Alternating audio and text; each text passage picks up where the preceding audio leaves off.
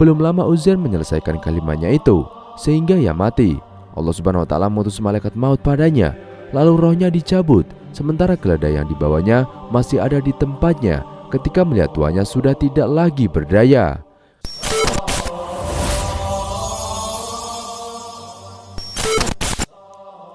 Assalamualaikum warahmatullahi wabarakatuh.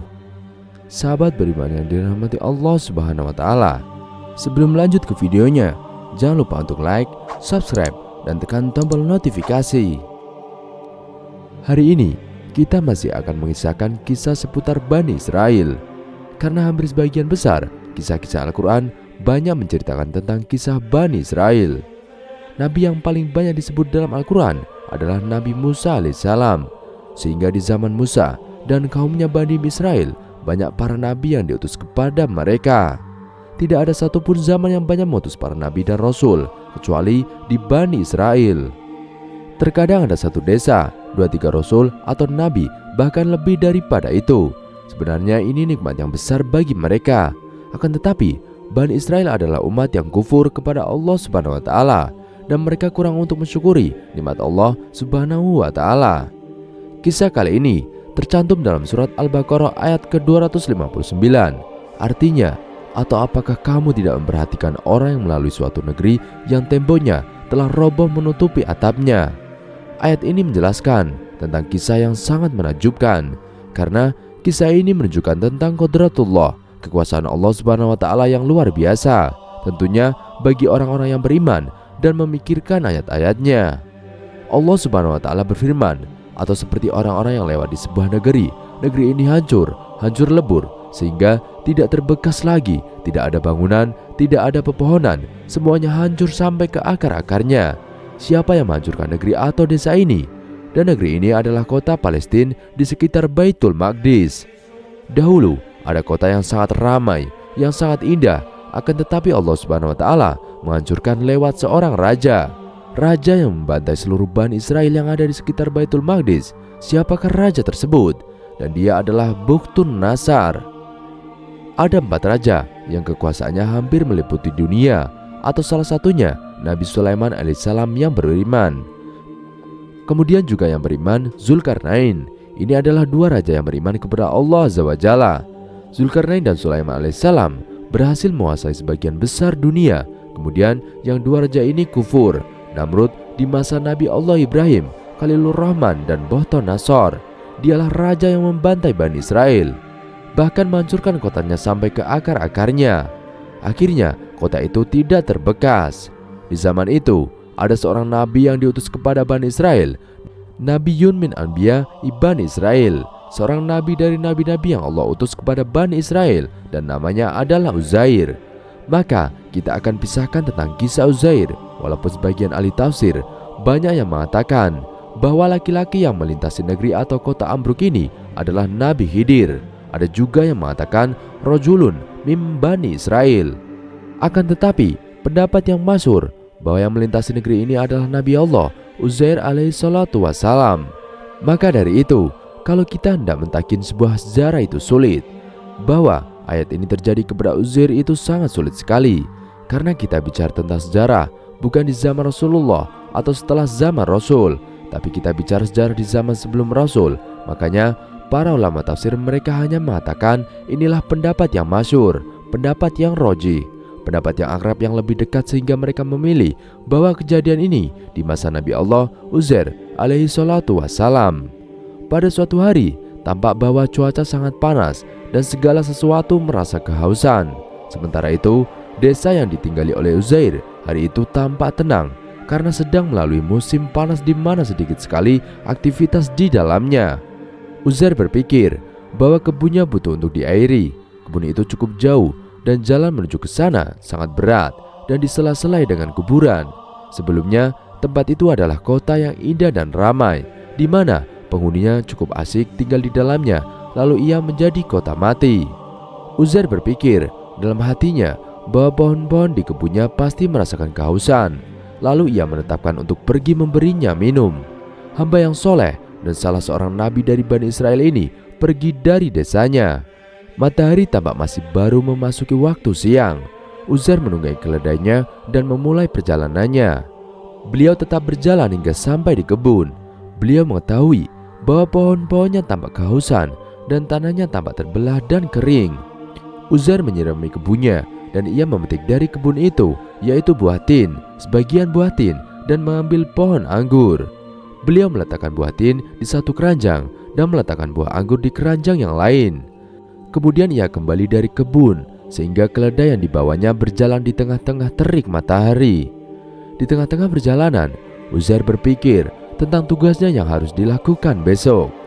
Tugas pertama yang harus dilakukannya adalah mengeluarkan Taurat dari tempat persembunyiannya dan meletakkannya di tempat ibadah. Beliau berpikir untuk membawa makanan dan memikirkan tentang anaknya yang masih kecil, di mana beliau teringat oleh senyumannya yang manis, dan beliau pun terus berjalan dan semakin cepat. Beliau menginginkan keledainya untuk berjalan lebih cepat. Lalu Uzair sampai di suatu kuburan. Udara panas itu semakin menyengat dan keledai tampak kepayahan. Tubuhnya diselimuti dengan keringat yang tampak menyala karena tertimpa sinar matahari. Keledai itu pun mulai memperlambat langkahnya. Ketika sampai di kuburan, Uzair berkata kepada dirinya, "Mungkin aku lebih baik berhenti sebentar untuk beristirahat, dan aku akan mengistirahatkan keledai. Lalu aku akan makan siang." Uzair turun dari keledainya di salah satu kuburan yang rusak dan sepi. Semua desa itu menjadi kuburan yang hancur dan sunyi. Uzair mengeluarkan piring yang dibawanya dan duduk di suatu naungan. Ia mengikat keledai di suatu dinding. Lalu ia mengeluarkan sebagian roti kering dan menaruhnya di sampingnya. Selanjutnya ia memeras di piringnya anggur dan meletakkan roti yang kering itu di bawah perasan anggur. Uzair menyadarkan punggungnya di dinding dan agak menjulurkan kakinya. Uzair menunggu sampai roti itu tidak kering dan tidak keras. Kemudian Uzair mulai mengamati keadaan di sekelilingnya, dan tampak keheningan dan kehancuran meliputi tempat itu. Rumah-rumah hancur, berantakan, dan tampak tiang-tiang pun akan hancur. Pohon-pohon sedikit saja terdapat di tempat itu yang tampak akan mati karena kehausan. Tulang-tulang yang mati yang dikuburkan di sana berubah menjadi tanah. Alhasil, keheningan menyelimuti tempat itu. Uzair merasakan betapa kerasnya kehancuran di situ, dan ia bertanya dalam dirinya sendiri, bagaimana Allah Subhanahu wa Ta'ala menghidupkan semua ini setelah kematiannya? Bagaimana Allah menghidupkan kembali negeri ini setelah hancur? Dan Uzair bertanya, bagaimana Allah Subhanahu wa Ta'ala menghidupkan tulang-tulang ini setelah kematiannya, di mana ia berubah menjadi sesuatu yang menyerupai tanah. Uzair tidak meragukan bahwa Allah Subhanahu wa Ta'ala mampu menghidupkan tulang-tulang ini, tetapi ia mengatakan yang demikian itu karena rasa heran dan kekagumannya. Belum lama Uzair menyelesaikan kalimatnya itu sehingga ia mati. Allah Subhanahu wa Ta'ala mengutus malaikat maut padanya, lalu rohnya dicabut, sementara keledai yang dibawanya masih ada di tempatnya ketika melihat tuannya sudah tidak lagi berdaya. Keledai itu tetap di tempatnya sehingga matahari tenggelam. Lalu datanglah waktu subuh. Keledai berusaha berpindah dari tempatnya, tetapi ia terikat. Ia pun masih ada di tempatnya dan tidak bisa melepaskan ikatannya, sehingga ia mati kelaparan. Kemudian penduduk desa Uzair merasa gelisah, dan mereka ramai-ramai mencari Uzair di kebunnya, tetapi di sana mereka tidak menemukannya. Mereka kembali ke desa dan tidak menemukannya. Lalu mereka menetapkan beberapa kelompok untuk mencarinya. Akhirnya kelompok-kelompok ini mencari ke segala penjuru, tetapi mereka tidak menemukan Uzair dan tidak menemukan keledainya. Kelompok-kelompok ini melewati kuburan yang ada di situ atau Uzair meninggal, namun mereka tidak berhenti di situ. Tampak bahwa di tempat itu hanya diliputi keheningan. Seandainya Uzair ada di sana, niscaya mereka akan mendengar suaranya. Kemudian kuburan yang hancur ini sangat menakutkan bagi mereka. Karena itu mereka tidak mencari di dalamnya. Lalu berlalulah hari demi hari, dan orang-orang putus asa dari mencari Uzair, dan anak-anaknya merasa bahwa mereka tidak akan melihat Uzair kedua kalinya. Dan istrinya mengetahui bahwa Uzair tidak mampu lagi memelihara anaknya dan menuangkan rasa cintanya kepada mereka, sehingga istrinya itu menangis lama sekali. Sesuai dengan perjalanan waktu, maka air mata pun menjadi kering dan penderitaan makin berkurang. Akhirnya manusia mulai meluapkan Uzair dan mereka tetap menjalankan tugas untuk mereka masing-masing. Dan berjalanlah tahun demi tahun, dan masyarakat mulai melupakan Uzair kecuali anaknya yang paling kecil dan seorang wanita yang bekerja di rumah mereka di mana Uzair sangat cinta kepadanya. Usia wanita itu 20 tahun ketika Uzair keluar dari desa. Berlalulah 10 tahun, 20 tahun, 80 tahun, 90 tahun, sehingga sampai 1 abad penuh. Allah Subhanahu wa Ta'ala berkehendak untuk membangkitkan Uzair kembali. Allah Subhanahu wa Ta'ala mengutus seorang malaikat yang meletakkan cahaya pada hati Uzair, sehingga ia melihat bagaimana Allah Subhanahu wa Ta'ala menghidupkan orang-orang mati. Uzair telah mati selama 100 tahun. Meskipun demikian, ia dapat berubah dari tanah menjadi tulang, menjadi daging, dan kemudian menjadi kulit. Allah Subhanahu wa Ta'ala membangkitkan di dalamnya kehidupan dengan perintahnya, sehingga ia mampu bangkit dan duduk di tempatnya, dan diperhatikan dengan kedua matanya apa yang terjadi di sekelilingnya. Uzair bangun dari kematian yang dijalaninya selama 100 tahun. Matanya mulai memandang apa yang ada di sekelilingnya, lalu ia melihat kuburan di sekitarnya. Ia mengingat-ingat bahwa ia telah tertidur. Ia kembali dari kebunnya ke desa, lalu tertidur di kuburan itu. Inilah peristiwa yang dialaminya. Matahari bersiap-siap untuk tenggelam, sementara ia masih tertidur di waktu zuhur. Uzair berkata dalam dirinya, "Aku tertidur cukup lama, barangkali sejak zuhur sampai maghrib." Malaikat yang diutus oleh Allah Subhanahu wa Ta'ala membangunkannya dan bertanya, "Berapa lama kamu tinggal di sini?" Malaikat bertanya kepadanya, "Berapa jam engkau tidur?" Uzair menjawab, "Saya tinggal di sini sehari atau setengah hari." Malaikat yang mulia itu berkata kepadanya, "Sebenarnya kamu tinggal di sini selama 100 tahun lamanya. Engkau tidur selama 100 tahun. Allah Subhanahu wa Ta'ala mematikan kamu, lalu menghidupkanmu agar engkau mengetahui jawaban dari pertanyaanmu ketika engkau merasa heran dari kebangkitan yang dialami oleh orang-orang yang mati." Uzair merasakan keheranan yang luar biasa, sehingga tumbuhlah keimanan pada dirinya terhadap kekuasaan Al-Khaliq atau Sang Pencipta. Malaikat berkata sambil menunjuk makanan Uzair, "Lihatlah kepada makanan dan minumanmu yang belum berubah." Uzair melihat buah tin itu, lalu ia mendapatinya seperti semula, di mana warnanya tidak berubah dan rasanya pun tidak berubah. Telah berlalu 100 tahun, tetapi bagaimana mungkin makanan itu tidak berubah?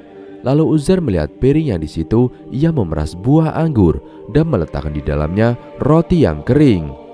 Dan ia mendapatinya seperti semula, di mana minuman anggur itu masih layak untuk diminum, dan roti pun masih tampak seperti semula, di mana kerasnya dan keringnya roti itu dapat dihilangkan ketika dicampur dengan perasan anggur. Uzair merasakan keheranan yang luar biasa. Bagaimana mungkin 100 tahun terjadi sementara perasaan anggur itu tetap seperti semula dan tidak berubah? Malaikat merasa bahwa seakan-akan Uzair masih belum percaya atas apa yang dikatakannya. Karena itu, malaikat menunjuk keledainya sambil berkata, "Dan lihatlah kepada keledaimu itu yang telah menjadi tulang belulang." Uzair pun melihat ke keledainya, tetapi ia tidak mendapati kecuali ia tanah dari tulang-tulang keledainya. Malaikat berkata kepadanya, "Apakah engkau ingin melihat bagaimana Allah Subhanahu wa Ta'ala membangkitkan orang-orang yang mati?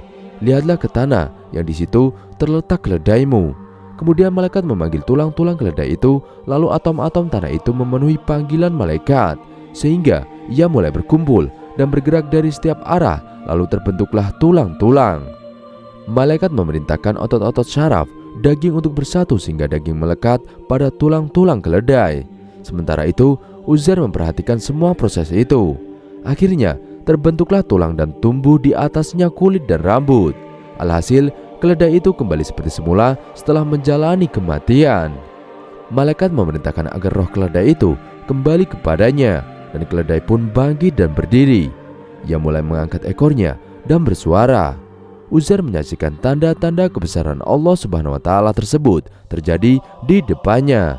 Ia melihat bagaimana mukjizat Allah Subhanahu wa Ta'ala yang berubah kebangkitan orang-orang yang mati setelah mereka menjadi tulang belulang dan tanah. Setelah melihat mukjizat yang terjadi di depannya, Uzair berkata, "Saya yakin bahwa Allah Maha Kuasa atas segala sesuatu." Uzair bangkit dan menunggangi keledainya menuju desanya. Allah Subhanahu wa Ta'ala berkehendak untuk menjadikan Uzair sebagai tanda-tanda kebesarannya kepada masyarakat dan mukjizat yang hidup yang menjadi saksi atas kebenaran kebangkitan dan hari kiamat. Uzair memasuki desanya pada waktu maghrib. Ia tidak percaya melihat perubahan yang terjadi di desanya, di mana rumah-rumah dan jalan-jalan sudah berubah. Begitu juga manusia dan anak-anak yang ditemuinya, tak seorang pun di situ yang mengenalinya. Sebaliknya, ia pun tidak mengenali mereka. Uzair meninggalkan desanya saat beliau berusia 40 tahun dan kembali kepadanya dan usianya masih 40 tahun. Tetapi desanya sudah menjalani waktu 100 tahun sehingga rumah-rumah telah hancur dan jalan-jalan pun telah berubah dan wajah-wajah baru menghiasi tempat itu. Uzair berkata dalam dirinya, "Aku akan mencari seorang lelaki tua atau perempuan tua yang masih mengingat aku." Uzair terus mencari sehingga ia menemukan pembantunya yang ditinggalnya saat berusia 20 tahun. Kini usia pembantu itu mencapai 120 tahun, di mana kekuatannya sudah sangat merosot dan giginya sudah ompong dan matanya sudah lemah. Uzair bertanya kepadanya, "Wahai perempuan yang baik, di mana rumah Uzair?"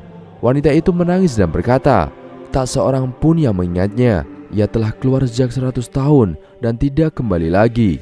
Semoga Allah Subhanahu wa Ta'ala merahmatinya." Uzair berkata kepada wanita itu, "Sungguh aku adalah Uzair. Tidakkah engkau mengenali aku?